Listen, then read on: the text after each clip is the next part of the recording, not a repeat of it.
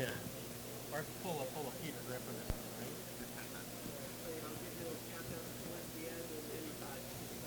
Okay.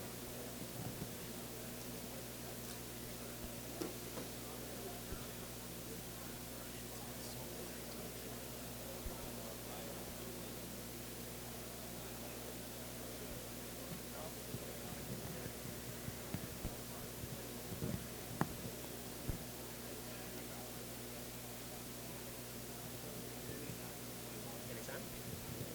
Okay, Motorama. This is Stickers and Scuffs podcast here at the Racing Zone. We're here with Kyle Steckly, the APC Series, NASCAR Penny Series. Really much, you can race anything, right, Kyle? It's taken the steps to run the NASCAR Penny Series over the last couple of years, and it's obviously not racing season yet, so how eager are you ready to get going? Yeah, I'm ready to get going here. Been working on the car all winter, and to see all the race cars out here and all the racing community, it's got me ready to go, and we're just waiting on the warm weather and get out and start testing for the season. Well, one of the guys that you've got to ask about iRacing is this guy right here. Brent's a big iRacer, and is that what you've been doing all off season, or are you guys just busy working on cars? Honestly, I haven't been doing it as much as I would have liked. I've been in the shop a lot, working on the car, working on trying to make it faster, trying to keep up with the other competitors, but I love going on iRacing, getting some sim time in and working on setups and super late model racing and playing around with that when I've got time. So how do you find it? Does it translate well back to the track, or is it just kind of meh? No, it definitely translates in a lot of areas, but there's obviously some differences, but getting the feel for tracks, getting the feel for adjusting on setups and what you want the car to do, and getting the feel of feeling it in the steering wheel, because you don't have that feel in the seat. And on iRacing, you have to feel it all in your hands. And I think that's something I've taken away from iRacing. That's a big thing, is feeling what the car is doing in the hands, and whether you're tight or loose or what the car is doing, you can feel it in the steering. Yeah, that makes sense. One of the things that we'd like to be able to get you to. I know you've talked about wanting to be able to race different types of vehicles, and I see we've got a Can-Am champion right in the audience over here, Corey Whittam. So I don't know, Kyle, would you want to get out there and race in the Can-Am midgets? Yeah, I mean, I'd like to race in anything, honestly.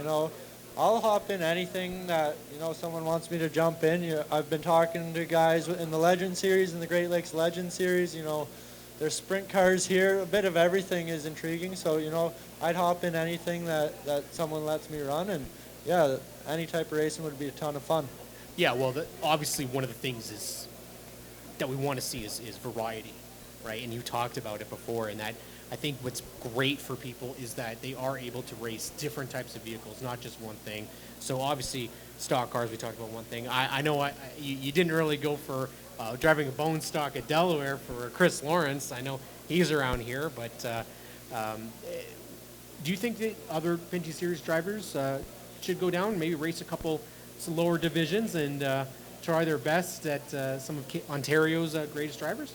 Yeah, I definitely don't think it would hurt.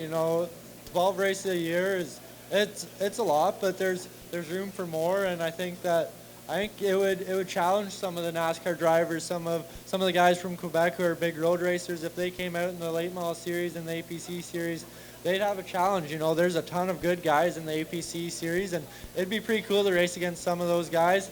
Rough them up a little bit and race them on the short tracks would be a lot of fun.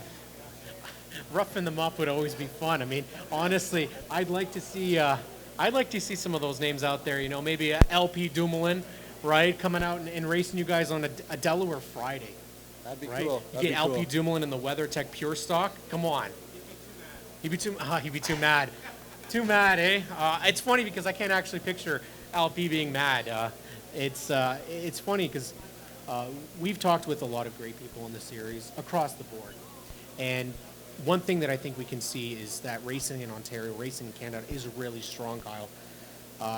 Delaware's shown that weekly you can put on one heck of a show, and with broadcasting it, get a good audience. Yeah. And you had some great competition last year at Delaware Speedway.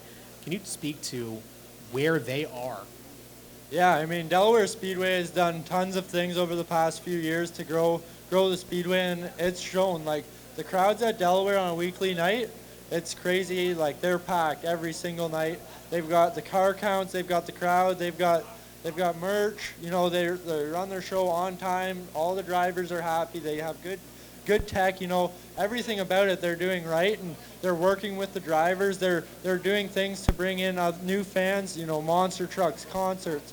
It's more than just a racetrack. It's an entertainment facility, and they're doing great things, and it's showing in the car counts in the fields. Yeah, well, what I see just around Canada and Ontario alone is, and even here, is that racing is thriving here. Like, I went to the auto show in Toronto a month ago, and it's as busy as it is right now. So it's great to see that people are really interested into racing and getting the young ones at the track to see that race and get that passion that I got when I was a kid, when I watched racing with my grandpa on the TV. So it's really good to see that. Now, for you, what kind of got you into this passion of racing? Was it just something that you wanted to do, or is it something that you saw on TV and you're like, hey, I can do this? Yeah, well, obviously my dad raced in the series for a long time, and he was always around the racing. You know, every weekend he was going to the racetrack, working on the cars late at night. So it's all I ever knew, going to the racetrack and watching him. And I always wanted to be like him. And for my 7th birthday, he bought me a micro sprint go-kart with a roll cage, and I've been racing ever since. Well, I think what would be really cool is, I mean, obviously, we love to support the Ontario Sportsman Series here, and I think racing against a champion like Chad McGlynn, who happens to be walking right by, would be awesome, actually. I mean, that's one of the things about the Ontario Series is that there really is so many to choose from, and social media has become a big part of it. And I mean, one of the things that we're trying to do here with podcasts in Ontario is showcase the personalities and the great people that we have. And you know, I'm curious how much social media you have to do throughout APC stuff, throughout Pinty stuff, and really how important it is for the series. Yeah, it's really important. You know, social media is growing, and it plays a huge role in our sport now. And you know, I think you can definitely take advantage of it if you do it right. But it's a lot of work. You know, making posts, posting on social media before and after every race, during the races. You know, it adds up, and it's a lot of time. So it's definitely something that's valuable to your team, and you know, it's something valuable that you can give to your sponsors, and it's going to grow your brand. But it takes a lot of work for sure, but I think it's something that people should take more seriously in Ontario. Well, we want to talk about serious. There was a serious battle at Delaware Speedway last year with yourself and the late model field, and you had to take on somebody else that's coming on the show next, and may have been the champion. I didn't really think about it until now that might have a brawl right here on the stage when you get off, but Ray Morneau is going to come up and talk about how he kicked your butt last year. No, he didn't actually do that. But Kyle, obviously, thank you so much for coming on, chatting with us. Thank you. You're going to be here for the rest of the weekend? Yeah, I'll be here for the rest of the weekend. Thanks for having me on, guys, and yeah, we'll chat later. Awesome. Thanks, Kyle. Well, I mean, that's one down. We're doing pretty good, I think. Yeah, and he's a good guy. Yeah. Great guy. Yeah, yeah. I think he's doing all right. All right, Ray. Ray Morneau's got to get up here. He's too busy chatting with the Can-Am. Two champions just hanging out, wasting time over there. But Ray Morneau here, and I'm already disappointed because Dana's here and you didn't bring any treats here. Yeah, that's my bad. Should have got her on board here to bring some. Waiting for that sugary treats, man. Dana's desserts, man. Well, I've been filling up for you. I don't know if you can see it. How's it going, man? Good. Just we're busy. We ended up building a new chassis this winter, so we're a little late getting to it. So we're a little behind, but we're working away and trying to get it done here for practice day. Well, you got to do something that a lot of people don't get to do, and that's race in the NASCAR Pinty Series in front of your home fans last year. Still a crazy experience for you? Yeah, that was wild. To be able to do that, like you said, in front of the home crowd, it was a neat experience to walk out to the driver intros, and as soon as they said my name, and the crowd went pretty crazy. It was very cool to have that at your home track, and to make your first Pinty's debut. That's a big deal. So I can't thank all the guys at John Arts Group and GFL for putting it together, and we hope to do it again. We'll see what we can put together, but we're looking at that again. But like I said, we'll keep you guys updated. So during your race, though, how was the competition compared to what you're usually used to? Was it more aggressive? So, NASCAR is known to be more an aggressive form of motorsport. Yeah, it was. I was talking to people, just trying to feel them out. One guy I leaned on a lot was Shea Gemmel. He had run the year before, so I leaned on him quite a bit, and he said they're aggressive right from the start. So I found out you have to be aggressive right from the start. And we started good. We were up to, I think, 6th or 7th, and then had a power steering line blow. So that kind of put us back, trying to fix it. We went like 10 laps down or something. It was tough to make it up from there. So we had fun. It was an experience.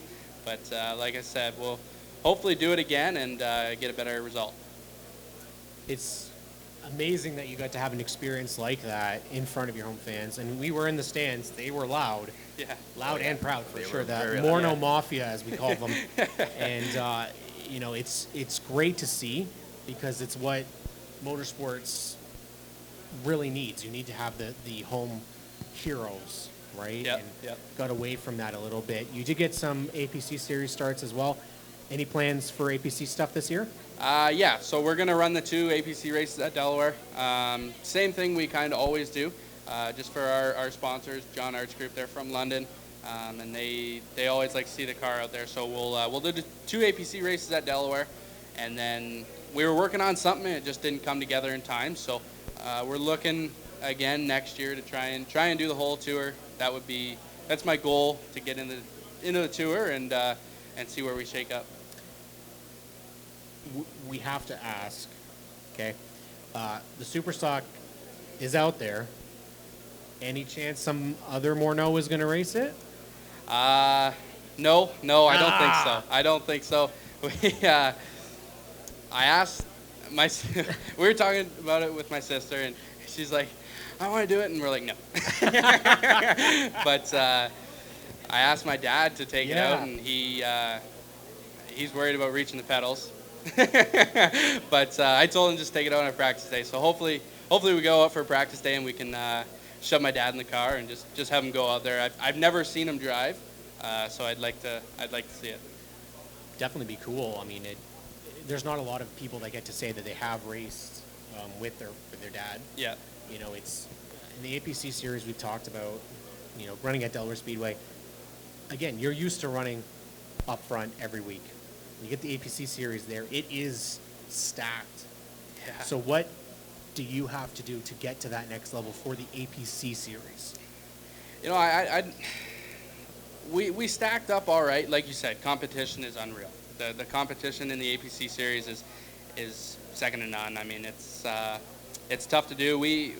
Like I said, we finished, I think, 7th the first race, and then the last race we had a couple things go wrong. Found out over the winter that a couple shocks had gone bad. But I think building this new car, our car was 6 years old last year, so it's getting to the point where you need to start updating. So we decided to go this route, and I think that'll just help bridge that gap a little bit with the APC guys. And I need to learn for myself a little bit of longer races. I haven't run a whole lot of them, so just the longer races, I need to figure out what I need to do to save my stuff. This 200 lapper that's coming up at the end of the year, it'll be interesting. I ran that Pinty's race. It was 250, so I have an idea of what it's like, but again, Pinty's cars are heavy, a lot more power. Tires aren't quite as good, so it'll be tough. It's going to be a learning experience, but I think with these other 100-lap races we have run, we have a good base. Just got to tweak on it, and I got to get better driving. And I think with updating the car, the crew will have it hooked up. So how do you prepare yourself for one of these races? Do you do sim racing at home, or do you do a walk around the track like the old school drivers used to do? As for leading up to the week, I I don't racing Delaware all the time. You kind of get used to it. Beginning of the year, I always walk the track, and then just see if you see the pavement crack, especially Delaware being new paved, right? I'll walk track, see if it's cracked anywhere, see if there's gonna be any dips or anything. But as for like the week of, I always just drink a lot of water and just get myself hydrated. I know it's only 100 laps, but some days are real hot, so just try and get yourself hydrated and ready to go for the 100 laps. Perfect. It's going to be a great year for you, Ray. And, you know, it's always a lot of pressure coming back as the champion. So what are you feeling about this year? I don't know. We're just do the best we can. I mean, we always set goals before the year. Last year was to win a race and contend for a championship, and we were able to do that. So again, our goals aren't going to change. We're going to go out there and try and win 1 to 2 races. That's my realistic kind of goal. But we'll see. There's a lot of tough competition this year. A lot of guys coming back. Gary Agensen's coming back. Jake Sheridan, he's supposed to run. Kyle Steckly's coming back. Connor Pritico. I mean, you look at the field, there's a ton of good guys. I know Matt Robley, he built a new car. It's going to be tough, but just like any other year, like I said, you prepare your best, and you just try and do the best you can on race day. The Delaware fields are unbelievably stacked. And not only that, you get to see it weekly on Rogers TV London, a live stream. It's one of the best things about it is that you are able to catch it live. For your partners, how important is that? I think it's big. I mean, we're based out of Windsor, right? So Right. we're 2 hours down the road. So all my family's, a lot of my sponsors are family and friends. But we picked up the John Arts Group. They're, like I said, they're based out of London. And for their guys, I mean, they're in construction. So if construction's go, you sometimes can't make it out to the races, right? So makes it a lot tougher for them. But Rogers TV covers them. And I mean, it just helps, right? Getting sponsors, I find it helps too, because you have that extra, you're not only at the track, you're in someone's living room, right? So it definitely helps, and they do a great job. Well, the way I see it is, when COVID first happened, like 2 years ago, and somewhat, a lot of people were at home watching Netflix, and then Drive to Survive was on, Yep. right? And I know Drive to Survive is F1's a complete different racing discipline, but it got people in talking about sports and racing. Yep. And so with Rogers TV doing that, you got people at home who might not be able to make that race on Friday, or might not even watch it live on the Friday, because I know I'm busy Friday nights. So I watch it the Saturday. Yep. And you get to see these drivers, and you get to see the whole season and it lead up, right? And if you got to use the washroom, whatever, you pause it, you're good to go. Yeah. So it's very good to see that that's happening. Do you have any ideas of what could make the APC series even bigger than that, or anything like that, like a video game? That would be very cool. That would be awesome. But I don't know. The APC series, they got it going on right now. I mean, it's booming. I don't know what they could do to make it better. I know there's rule books that are aligning out west and out east, and that could lead to something. That would be major if they could do a national touring series like the ASA series that's running tonight. Yeah. That would be huge. Yeah. But we'll see. Time will tell, right? It's APC series is big, but it can only get bigger. All right, before we wrap it up with 2022 Delaware Late Model Champion, Ray Morneau. Sounds so good, right? Champion. It does. Before we wrap it up with you, there is a big race out in Penticton Speedway, the Rattler, that's going to be a pretty good payday. I'm not going to put you on a spot and say, are you going to be willing to go out there? But if, say, you were able to get a trailer and transport to get out there, would you do a late model race all the way out in BC? I'd love to do it. We got to finish our car first. Yeah, you can't race if there's no car, right?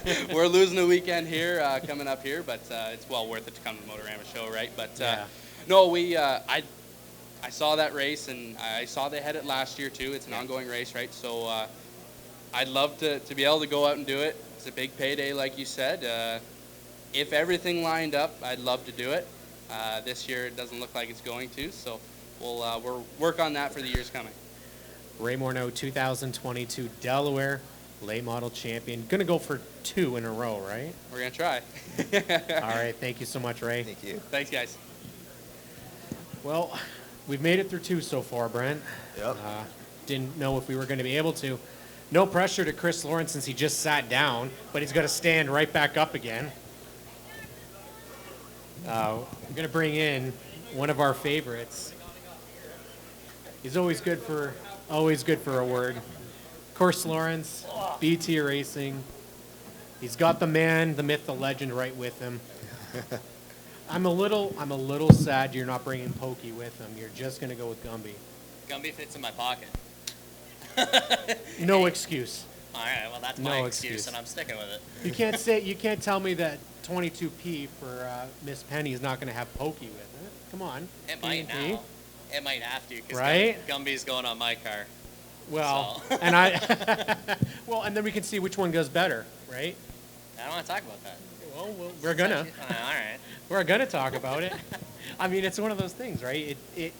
You're putting. Let's get the actual total of cars that you're gonna have out on the racetrack this year, and how crazy it's gonna make you. Because honestly, the amount of cars is absolutely amazing. What you're gonna do this year. Yeah, we are definitely planning probably the most ambitious season I've had. Delaware, we're going to do 6 bone stocks, and then I might have up to 10 depending on what race it is, or if I need some tires for another car. We'll see how the funding comes for that one. Still waiting to kind of figure some stuff out. Well, yeah, funding is always one thing, but I will say you've got a beautiful car here. Yeah, The 22P. Wow. Beautiful look on this car this year. It did turn out really good. We were really happy with it. Kind of did the finishing touches Thursday morning. And Thursday? Well, moving was until Thursday afternoon, so Okay. we had lots of time. Going to be faster this year? That one? Yeah. That one's going to be a rocket. Yeah, no, it's Miss Penny's new build, so she had a big part of it. I just kind of did the safety stuff. She took care of the paint and all the sparkle that goes with that car. It's different, so I haven't had one of these cars before, and really haven't played with it, and we haven't really found that perfect setup for an automatic at Delaware. So we're hoping this is something that'll put us in the ballpark, and if it doesn't, then Penny's going to be getting a 5-speed. She's going to be learning how to drive standard. Oh. That'll be about week 2. I don't know how the fields are going to be looking this year for Delaware, but it's starting to look pretty packed in the bone stock division. Yeah, last I saw they had 30 or so pre-registered, and then it kind of stalled out. But I know there's a handful of people that are, I don't know if they're just dragging their feet getting registered, but they'll more than likely be out. I'm hoping to see probably 40 registered, maybe 35 opening night. And for the record wise, what can we get to, do you think, realistically this year on track? Because we got 43, was it 43 last year was the max? 43 was the biggest field last time. And I don't think that was a night that I had 9 out there. So that was one of our regular nights. I still want to see 50. I want to get them to the point where hopefully Delaware has a plan for what happens when they need an A and B feature, and I'll just do what I can to get that many cars. So that B features are on the table, we know for sure? I haven't heard from the track. My understanding last year was we were kind of looking at, once we hit that 50 car area, they would do a split, whether it was going to be like 30 into the primary and 20 into the B main, or if it was going to be 2 separate feature races. I wasn't really sure about that. It'd be nice to see if they do run a B main, the guys that run it hopefully can race their way in and run the A. Right. Have an option to run, or maybe take a first place B main payout, or gamble it and go race the A. So I think you're going to see 30 to 40 car fields, and I'd like to see 2 bone stock races in a night, depending on how they get to. But it's got to be something that works out for the group. Everybody kind of has to get their racing in. You don't want to see anybody's night get cut short. Like the not making the field isn't. It's in this day and age. It's like we talked about. Partners are so important, right? Yeah. We've talked about this across all racing. It should. I love the idea of if you show up, you're gonna race no matter what. You do Yep. the heat race, and you will race as well in a feature of some sort. Yeah, and last year it wasn't really explained out as best, but when they did start it, like they did early on, they did B main features, and if you look at the lap count, everybody did get a full night of racing in. If you did run the B main and didn't make it to the main show, but it did kind of feel like you were sitting out of the program a little bit, so.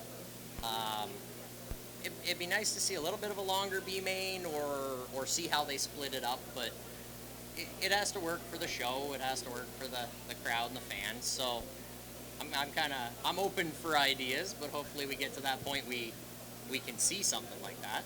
Yeah, it's kind of like a double-edged sword, eh? Because the way it reads out the slower cars, so your main race event is going to be the fastest of the fast.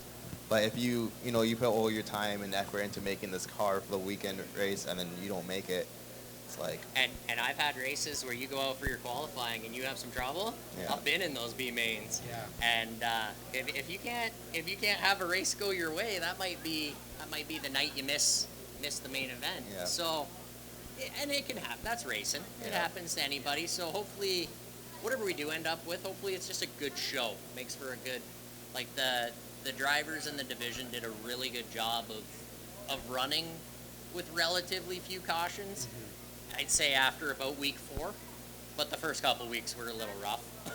Yeah, and that's the one thing too. When you're getting to the main race, you want to make sure your car kind of looks nice for the main race. You don't want to be all beat and banged until you get to the final race. And To each their own. My car's got a donut on it, but I finished first. I don't really care. there we go. You're going to have a lot of teammates this year. Let's talk about your awesome teammates in BT Racing. Yeah. So we basically kind of expanded a little bit on our core group from last year. So my wife, Miss Penny, will be driving one of our primary cars at Delaware. Cassie Howard's back. Her younger sister Jessie is going to be joining the team, and then Joe's going to be there for moral support and a couple of races here and there. We've got some plans for them. We're just putting that deal together. And then I've got Phil Gibbons back again for full-time at Delaware, as well as a split season with Wade Thorne. So they're going to run a car for me out at Flamborough. So we're hopefully going to have BT Racing chasing a couple different championships this year. So Flamborough is right by where I live, so Yeah. you'll see me there. yeah, so I'm kind of trying to pick up some of the talent that I use for my information when I race against, and kind of just, instead of having to beat them, it'd be nice they're on my team. We just win together. Well, I'm very curious because he's just joined us, but is Jaden Chapman going to get an opportunity to race with BT Racing? He is my designated guinea pig driver, so I can almost guarantee Jaden will be in a car at some point in time this year. Whether he wants to drive it or not, he will. Yeah. So, worst case, if we don't get Jaden, we got Jess, and that's better, anyways. So. I think that we start the campaign right now, Jess over Jaden, right? I'm game. She did used to drive back in the Chaos Car days, so she has some seat time. So we wouldn't need the rookie stripe, that's for sure. Yeah, I mean it's great. I mean the BT Racing is what you guys are doing is absolutely phenomenal. Having a rental program for not just competitors but people that are complete amateurs. And I don't know, Brent, do you want to go and stop racing? I actually have been thinking about it quite a bit. right, we'll talk to Graydon because he's coming out. So we'll just do a test run with all you. Okay. Cam Hold soon. on. Yeah, you're Hold in.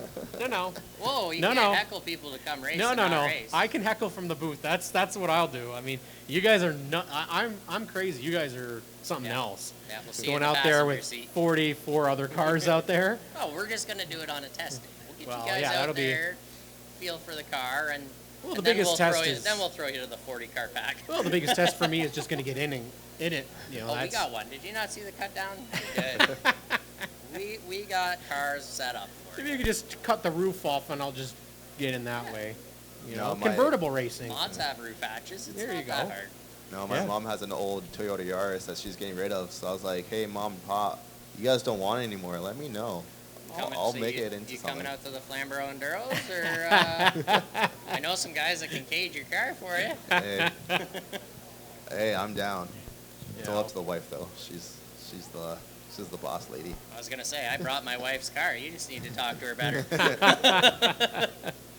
What's the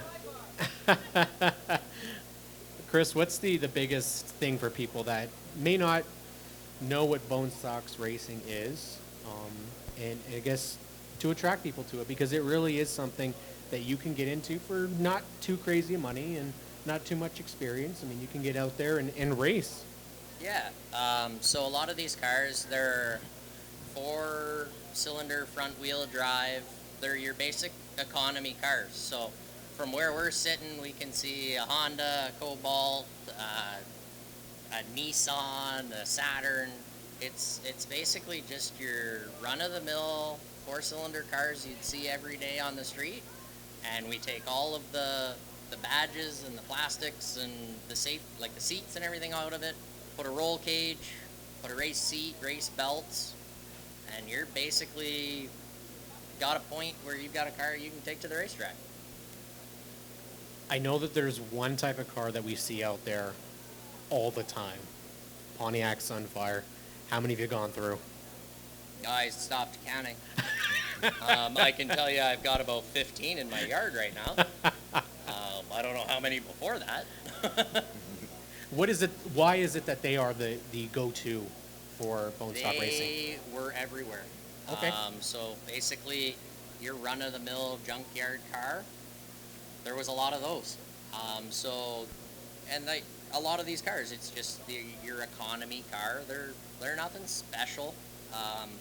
So I personally kind of gravitated towards those ones because a lot of the parts are really simple.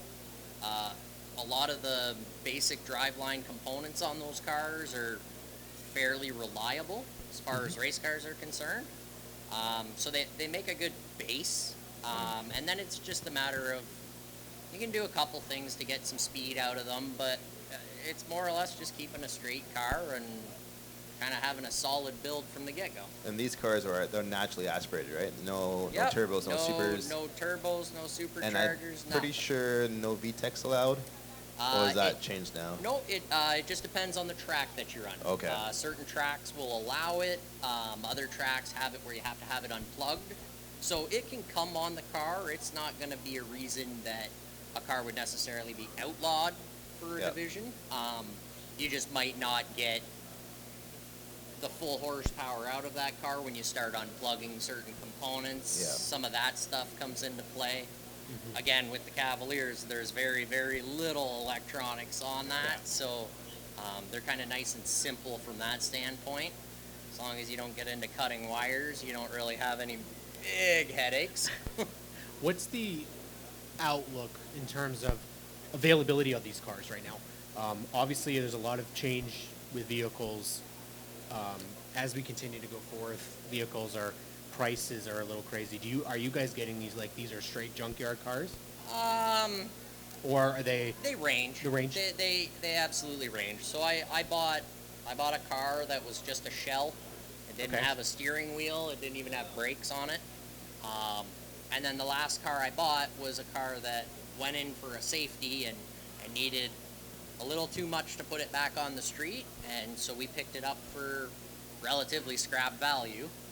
And it was maybe not meant for the street, but it was definitely a good candidate for a race car. We didn't have to change too many parts.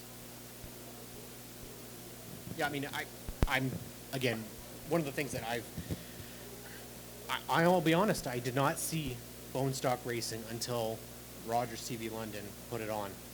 And it's probably my favorite division to watch, honestly. You guys are absolutely crazy out there, but it's also just, like you said, anybody can really go out there and put a car together. And, I mean, seeing you guys race against Jeremiah Rabideau and his car, I mean, the differences between the two of them, Yeah. I love that. I mean, I think it makes it more unique. Obviously, these cars are straight, take them off the road, and you just tear them down, essentially, right? Yep, pretty much.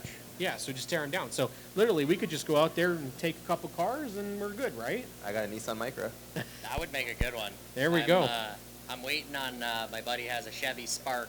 We're trying to see if we can build a bone stock car we can just put in the back of the pickup truck. Just a couple guys at the end of the night lift Probably her in, could. and you don't even need a trailer. Well, you guys did have, I think it was Matt Langford drove a Mini last year, did he not? No. It wasn't Langford. There was a Mini Cooper. Yeah. A guy by the name of Chris Fairweather had it. Fairweather, right. It had more cool factor than it did horsepower. It looked cool, but it didn't have a lot of go. Yeah, we've talked about it before, about doing an S&S Beetle out on the track, right? I'm all for the Beetle. We haven't found one yet. Well, yeah, I've heard they have a few little gremlins on them, but It doesn't have to be fast. yeah, nothing you can't overcome. Yeah, exactly, right? Kris, one of the things we absolutely love is that you're, a big fan of our podcast.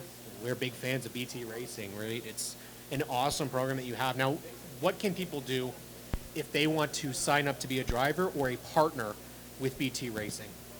Yeah, so we basically, our main social media is Facebook, our BT Racing group. You can go out there and message us.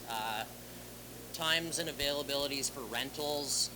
We've still got lots open. I haven't been able to really start booking in the two-seater driver development stuff, just mainly because we're waiting on the track to get a little bit closer to opening up and kind of figuring out what's available and stuff like